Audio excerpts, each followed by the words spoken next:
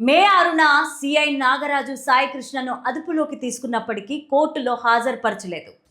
నేరాన్ని కప్పిపుచ్చుకోవడానికే డిజిటల్ ఆధారాలను పూర్తిగా ధ్వంసం. సిఐ నాగరాజు ఆ శవాన్ని ఎవరికీ తెలియకుండా రహస్య ప్రాంతానికి తరలించి తగలబెట్టి సాక్ష్యాలు లేకుండా చేశాడు.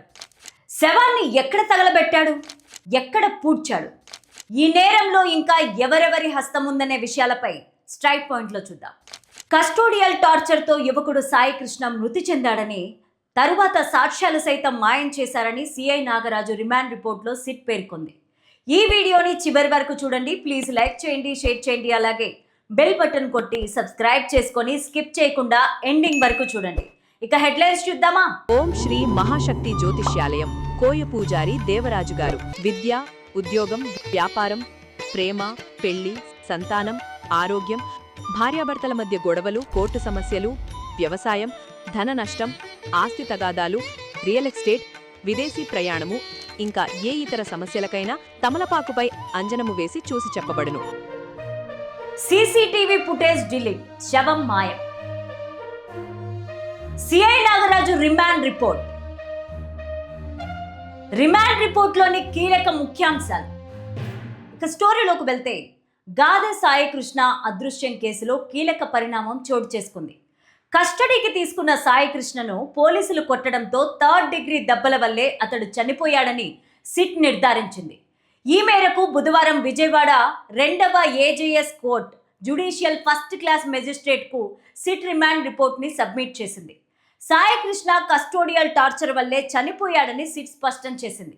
మే 1 నుంచి జూన్ వరకు కృష్ణలంక పోలీస్ స్టేషన్ సీసీటీవీ ఫుటేజీలు మాయం చేశారని సిఐ నాగరాజు రిమాండ్ రిపోర్ట్లో సిట్ పేర్కొనింది. వాదనల అనంతరం కోర్టు సిఐ నాగరాజుకు 14 రోజుల పాటు రిమాండ్ను విధించింది. పోలీసులు నిందితుడు నాగరాజును నెల్లూరు జిల్లా జైలుకు తరలించనున్నారు. సాయికృష్ణ తల్లి ఇచ్చిన ఫిర్యాదు మేరకే కేసు విచారణ చేపట్టిన సిట్ అధికారులు మొత్తం 17 మందిని విచారించినట్లు తెలిపారు.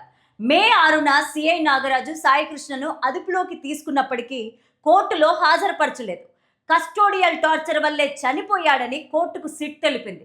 విచారణలో సిఐ నాగరాజు తమకు సహకరించలేదని, కేసుకే సంబంధించిన విషయాలు అడిగినా సరిగ్గా స్పందించలేదని తెలిపారు. నాగరాజును కస్టడీకి ఇవ్వాలని సిట్ కోరింది. 2 వారాల రిమాండ్ను విధించింది.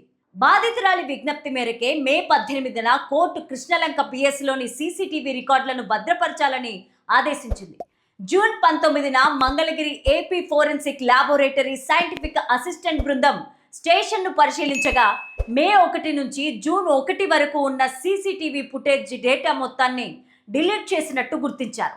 నిందితుడు తన నేరాన్ని కప్పిపుచ్చుకోవడానికి డిజిటల్ ఆధారాలను పూర్తిగా ధ్వంసం చేశాడని స్పష్టమైంది. అంతేకాకుండా మే 6 నుండి జూన్ 2 లోపే 3rd డిగ్రీ దెబ్బలు తాళలేక సాయికృష్ణ లాకప్లోనే మరణించాడు. అనంతరం సిఐ నాగరాజు ఆ శవాన్ని ఎవరికీ తెలియకుండా రహస్య ప్రాంతానికి తరలించి తగలబెట్టి సాక్ష్యాలు లేకుండా చేశాడని సిట్ ప్రాథమిక విచారణలో నిర్ధారించింది. జూన్ 19న రాత్రి 2 గంటలకు కృష్ణలంక పిఎస్లో క్రైమ్ నంబర్ 107/2026 కింద బిఎన్ఎస్ సెక్షన్లు 127 under section 4, 127 under section 6, 103 under section 1, 238 కింద కేసులు నమోదైంది. సాయి కృష్ణను మే 6 నుంచి మే 8 మధ్య లాకప్లో చూసినట్లు ఆ స్టేషన్ సబ్ ఇన్స్పెక్టర్తో సహా ఇతర మహిళా కానిస్టేబుళ్లు కూడా సిట్ విచారణలో వాంగ్మూలం ఇచ్చారు. అరెస్ట్ అయిన సిఐ నాగరాజు విచారణకు ఏమాత్రం సహకరించడం లేదని, శవాన్ని ఎక్కడ తగలబెట్టారు, ఎక్కడ పూడ్చారు, ఈ నేరంలో ఇంకా ఎవరెవరి హస్తం ఉందనే విషయాలపై సమాధానాలు దాటవేశాడని కోర్టుకు సిట్ తెలియచేసింది.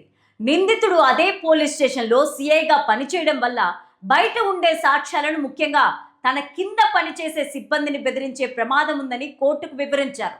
జూన్ 24న విజయవాడ జీజీహెచ్లో సిఐ నాగరాజు వైద్య పరీక్షలు నిర్వహించగా ఆయన పూర్తి ఆరోగ్యంతో ఉన్నట్లు వైద్యులు ధృవీకరించారు. ఈ లాకప్ డెత్ వెనుక ఉన్న పూర్తి నిజాలు రాబట్టేందుకు, మృతదేహాన్ని వెలికి తీసేందుకు నిందితుణ్ణి 15 రోజుల పాటు జ్యుడిషియల్ కస్టడీకి ఇవ్వాలని, అలాగే పోలీస్ కస్టడీకి అనుమతించాలని దర్యాప్తు అధికారి కోర్టును కోరారు.